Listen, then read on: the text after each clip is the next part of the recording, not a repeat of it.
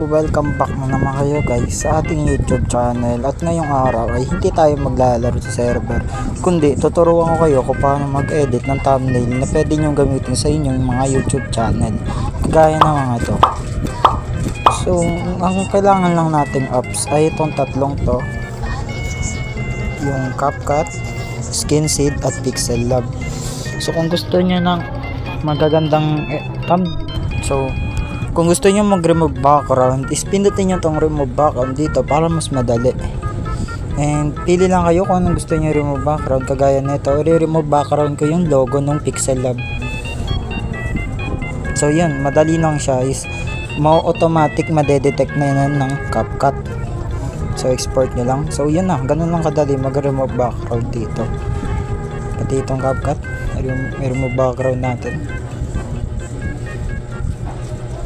So pagkatapos nyo, is punta kayo sa SkinSeed, tapos i-upload nyo dito yung skin nyo. Since nandito na yung skin natin, pindutin natin tong pa-box na ganito. And yun, i-post nyo lang siya kung paano nyo gusto. Yun, gawin natin is nakaganto. Dito natin ganyan, and screenshot nyo lang. Tapos balik kayo sa CapCut. Yan, pindutin nyo lang ulit itong remove background para ma-remove background nyo to. So sobrang dali lang mag-remove background dito sa CapCut, kasi hindi nyo na kailangan magmano-mano, kasi automatic na masisave siya.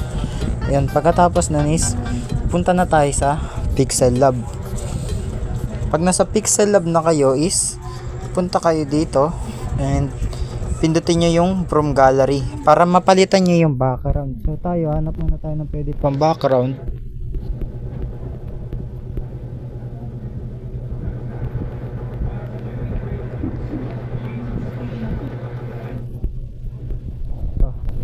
Yan, pwede na siya pang background. As you can see, may background na tayo dito. And pagkatapos nyan is pindutin nyo tong plus button from gallery. Nyo. Yan.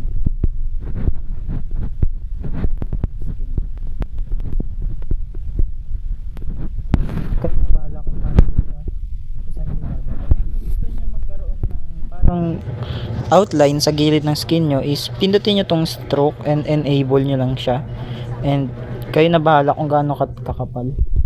So sa akin is stay ko lang siya sa 2 para mas smooth siya. And ang susunod natin is ilalagay na natin yung logo na dindownload natin. So to, yung Pixellab.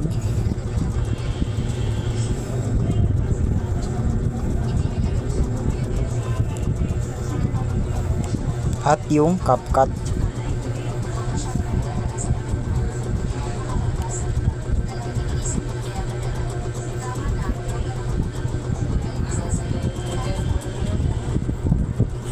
And tsaka nga pala is pindutin yung image size and pindutin nyo yung YouTube thumbnail kung saan nyo man gusto mag-upload. Tayo sa YouTube tayo, kaya pindutin natin yung YouTube thumbnail para mas malaki siya.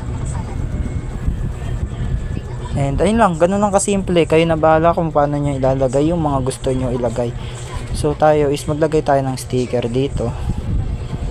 So itong ina-upload ko na, yung ginagawa kong thumbnail, is ito yung gagawin kong thumbnail para sa video na ito. Gusto niya i-edit yung text, is punta kayo dito sa A logo na to and pindutin niyo yung edit. And kayo bahala kung anong gusto niyo ilagay.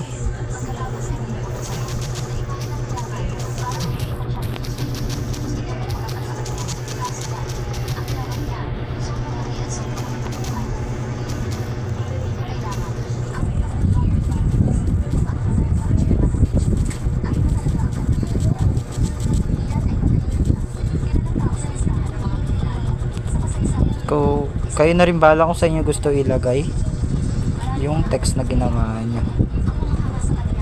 So kung gusto nyo naman baguhin yung font, is pindutin nyo lang tong text, scroll nyo to, slide nyo, and hanapin nyo tong font. Kayo na bahala kung anong gusto nyo yung font. Tayo is titingin naman na tayo kung anong mas maganda.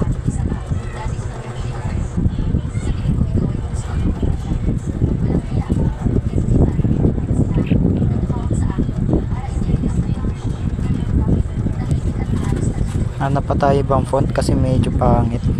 So kung gusto rin nyo baguhin is punta lang kayo sa color and palitan nyo lang siya ng kulay. Yan, kagaya nyan. So ayoko ng itim kasi hindi siya kita. So gawin natin siyang white. Okay, para mas medyo kita siya. Tapos igilid natin konti para kitang kita talaga. So ganun lang siya kadali and may kulang pa pala ako. So ganun lang pala kadali gumawa ng thumbnail guys. And kung nagustuhan nyo man tong tutorial na to is pwede nyo bang pindutin na yung subscribe button dyan sa ibaba at i-hit nyo na rin yung notification bell para updated pa kayo sa iba nating video. So ayan lang.